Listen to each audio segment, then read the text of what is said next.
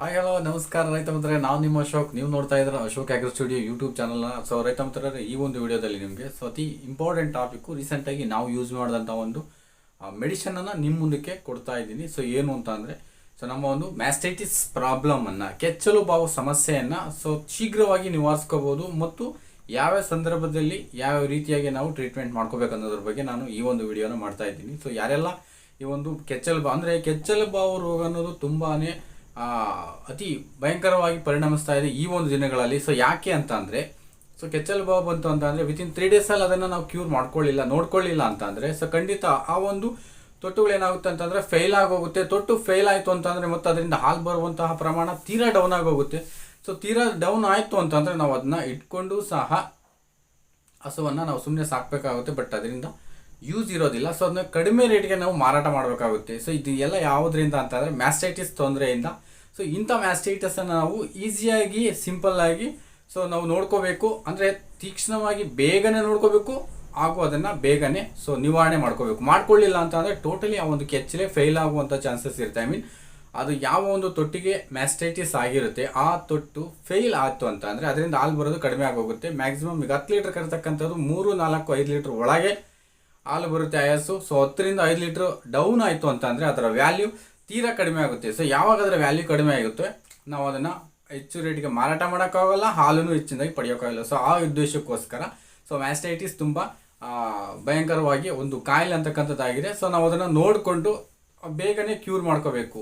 ಒಂದು ವೇಳೆ ನಾವು ಈಗೇನಾದರೂ ಒಂದು ಹಸು, ಈಗ ಯಾವುದಾದ್ರೂ ಪ್ರೆಗ್ನೆಂಟಲ್ಲಿ ಇರುವಂಥ ಹಸುಗಳು, ಬಟ್ ಸಪೋಸ್ ಈಗ ಪ್ರೆಗ್ನೆಂಟ್ ಇದೆ, ಆ ಒಂದು ಪ್ರೆಗ್ನೆಂಟ್ ಹಸುವಿಗೆ ನಾವು ಯಾವಂದ್ರೆ ಆ್ಯಂಟಿಬಯೋಟಿಕ್ಸ್ ಹಾಕೋದು, ಸೊ ಬೇರೆ ಒಂದು ಟ್ಯೂಬ್ಗಳನ್ನು ಹಾಕ್ತಕ್ಕಂಥದ್ದು, ಸೊ ಅವೆಲ್ಲ ಮಾಡೋದ್ರಿಂದ ಏನಾಗುತ್ತೆ ಅಂತಂದರೆ, ಒಂದು ವೇಳೆ ಹಸು ಪ್ರೆಗ್ನೆಂಟ್ ಇದ್ದಾಗ ಮ್ಯಾಸ್ಟೈಟಿಸ್ ಆದಾಗ ಅವುಗಳನ್ನು ಕೊಟ್ಟರೆ ಇನ್ ಕೇಸ್ ಅದು ಆ ಒಂದು ಪ್ರೆಗ್ನೆನ್ಸಿ ಹೋಗುವಂತಹ ಅಥವಾ ಆ ಒಂದು ಗರ್ಭಪಾತವಾಗುವಂಥ ಚಾನ್ಸಸ್ ಇರ್ಬೋದು. ಸೊ ಅದಕ್ಕೆ ಕಂಪಲ್ಸರಿ ಆ ಒಂದು ಮೆಡಿಷನ್ಗಳನ್ನು ನೋಡಿ ನಾವು ಕೊಡಬೇಕಾಗಿರುತ್ತೆ. ಸೊ ಅಂಥ ಮೆಡಿಷನ್ ಬಗ್ಗೆ ಈ ವಿಡಿಯೋದಲ್ಲಿ ಹೇಳ್ತೀನಿ. ಅದರಲ್ಲಿ ಮೇಯ್ನ್ ಆಗಿ ನಾವು ನಾನು ಇವತ್ತು ಕೊಟ್ಟಂಥ ಒಂದು ಮೆಡಿಷನ್ ಬಂದುಬಿಟ್ಟು, ಸೊ ಇದು ಟಿಲಾಕ್ಸ್ ಅಂತ ಹೇಳ್ಬಿಟ್ಟು, ಸೊ ಈ ಟಿಲಾಕ್ಸ್ ಮೆಡಿಷನನ್ನು ನಾವು ಗರ್ಭದಲ್ಲಿರುವಂತಹ ಹಸುಗಳಿಗೆ, ಅಂದರೆ ಈಗ ಪ್ರೆಸೆಂಟು ಗರ್ಭದಲ್ಲಿದೆ, ಆ ಗರ್ಭದಲ್ಲಿರುವಂಥ ಹಸುಗಳಿಗೆ ನಾವು ನನ್ನ ಹತ್ರ ಇನ್ನೊಂದು ಇದೆ ಟ್ಯೂಬು. ಸೊ ಆ ಟ್ಯೂಬನ್ನು ನೀವು ಕೊಡೋದು ಬೇಡ. ಇದು ಬಂದುಬಿಟ್ಟು ಇದು ಬಂದುಬಿಟ್ಟು ಪೆಂಡಿಸ್ಟ್ರಿನ್ ಟ್ಯೂಬು. ಸೊ ನೀವು ಇದನ್ನು ಆ ಪೆಂಡಿಸ್ಟ್ರಿನ್ ಟ್ಯೂಬನ್ನು ಜಾಯಿಂಟ್ ಮಾಡಿಬಿಟ್ಟು ಸೊ ಈ ರೀತಿ ನೀವು ಆ ತೊಟ್ಟಿಗೆ ಇಂಜೆಕ್ಟ್ ಮಾಡಿ ಕೊಡ್ತೀರಾ. ಬಟ್ ಗರ್ಭದಲ್ಲಿರುವಂಥ ಹಸುವಿಗೆ ಈ ಪೆಂಡಿಸ್ಟ್ರಿನ್ ಟ್ಯೂಬ್ ಅನ್ನೋದು ಬೇಡ. ಸೊ ಇದು ಬೇಡ, ಇದು ಗರ್ಭದಲ್ಲಿರುವಂಥ ಹಸುವಿಗೆ ಇದು ಕೊಡೋದು ಬೇಡ. ಯಾವಾಗ ಮ್ಯಾಸ್ಟೈಟಿಸ್ ಆದಾಗ ಈ ಪೆಂಡಿಸ್ಟ್ರಿನ್ ಕೊಡೋದು ಬೇಡ. ಬಟ್ ಬೇರೆ ಟೈಮಲ್ಲಿ ಎಲ್ಲ ಹಸುಗಳಿಗೂ ಕೊಡ್ಬೋದು.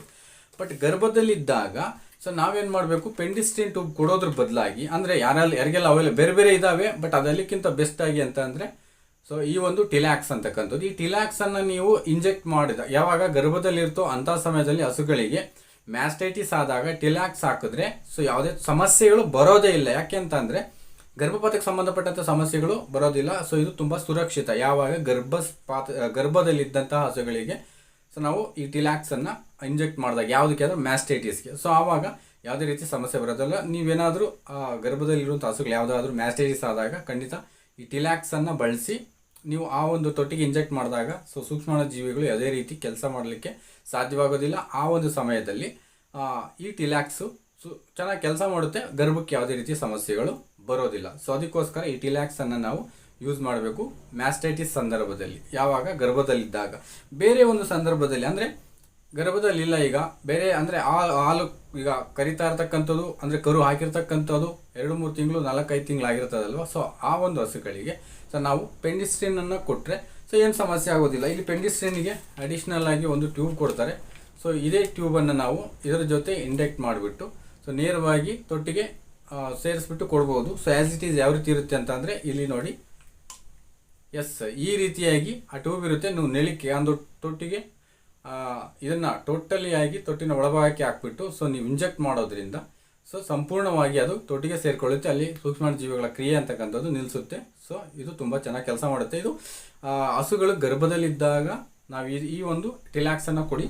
ಸೊ ಗರ್ಭದಲ್ಲಿರಲ್ಲ, ಬೇರೆ ಟೈಮಲ್ಲಿ ಮ್ಯಾಸ್ಟೈಟಿಸ್ ಬಂದಿದ್ದಾರೆ, ಖಂಡಿತ ಬೆಳಿಗ್ಗೆ ಹಾಲು ಕರೆದ ನಂತರ ಸಾಯಂಕಾಲ ಹಾಲು ಕರೆದ ನಂತರ ಒಂದೊಂದು ಟ್ಯೂಬ್ ಒಂದೊಂದು ತೊಟ್ಟಿಗೆ ಕೊಟ್ಟಿದ್ದೆ ಆದರೆ ಮ್ಯಾಸ್ಟೈಟಿಸ್ನ ಸೊ ಕಂಟ್ರೋಲ್ ಮಾಡ್ಬೋದು, ಅಲ್ಲಿ ಯಾವುದೇ ರೀತಿ ಸಮಸ್ಯೆ ಬರೋದಿಲ್ಲ. ಕಂಪಲ್ಸರಿ ಬೇಕು. ಅದಾದ ನಂತರ ಈಗ ನಮ್ಮದು ಹಸು ಈಗ ಹಾಲು ಕೊಡ್ತಕ್ಕಂಥದ್ದನ್ನು ಸ್ಟಾಪ್ ಮಾಡಿದೆ, ಡ್ರೈ ಪೀರಿಯಡಲ್ಲಿದೆ. ನೆಕ್ಸ್ಟ್ ಒಂದು 2 ಮಂತಲ್ಲಿ 1 ಮಂತಲ್ಲಿ ಅದು ಕರು ಹಾಕುತ್ತೆ ಅನ್ನೋಂಥ ಸಂದರ್ಭದಲ್ಲಿ ಕಂಪಲ್ಸರಿ ನೀವು ಟ್ಯೂಬ್ಗಳನ್ನು 4 ತೊಟ್ಟಿಲಿಗೆ ಪ್ಯಾಕ್ ಮಾಡಬೇಕಂದ್ರೆ ಇಂಜೆಕ್ಟ್ ಮಾಡಬೇಕು ಒಳಗೆ ಹಾಕಿದಾಗ. ಸೊ ಆ ಒಂದು ಸೂಕ್ಷ್ಮಾಣು ಜೀವಿಗಳು ಆ ತೊಟ್ಟಿನ ಒಳಗೆ ಸೇರಿಕೊಂಡು ಯಾವುದೇ ರೀತಿ ಒಂದು ಮ್ಯಾಸ್ಟೈಟಿಸ್ ನೆಕ್ಸ್ಟ್ ಲ್ಯಾಕ್ಟೇಷನ್ಸ್ಗೆ ಯಾವುದೇ ರೀತಿ ಮ್ಯಾಸ್ಟೈಟಿಸ್ ಬರದಂತೆ ನೋಡಿಕೊಳ್ಳುತ್ತೆ. ಆವಾಗ ನೀವು ಇದನ್ನು ಆ ಒಂದು ತೊಟ್ಟಿನ ಒಳಭಾಗಕ್ಕೆ ನೀವು ಹಾಕಬೇಕಾಗುತ್ತೆ. ಸೊ ಹಾಕಿದಾಗ ಅಲ್ಲಿ ಯಾವುದೇ ಸಮಸ್ಯೆ ಬರೋದಿಲ್ಲ. ಸೊ ಅದನ್ನು ನೀವು ಗಮನದಲ್ಲಿಟ್ಕೋಬೇಕು. ಸೊ ಇದು ನಮಗೆ ತುಂಬ ಚೆನ್ನಾಗಿ ಕೆಲಸ ಮಾಡಿದೆ.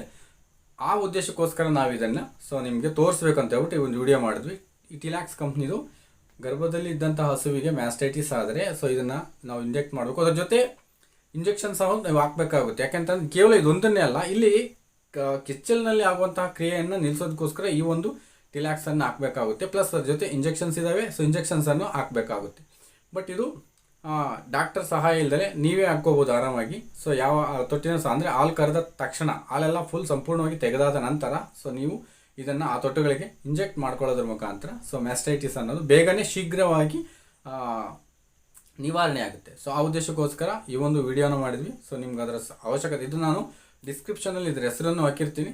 ನೀವು ಅಲ್ಲಿ ವಾಚ್ ಮಾಡ್ಬೋದು. ಕಾಣಿಸ್ಲಿಲ್ಲ ನಿಮಗೆ ಅಂತ ಅಂದರೆ ನಿಮ್ಗೆ ಅದು ಮೋಸ್ಟ್ಲಿ ಕಾಣದೇ ಇರಬಹುದು. ಕಂಪ್ನಿ ಹೆಸರು ಕಾಣೋದಿಲ್ಲ.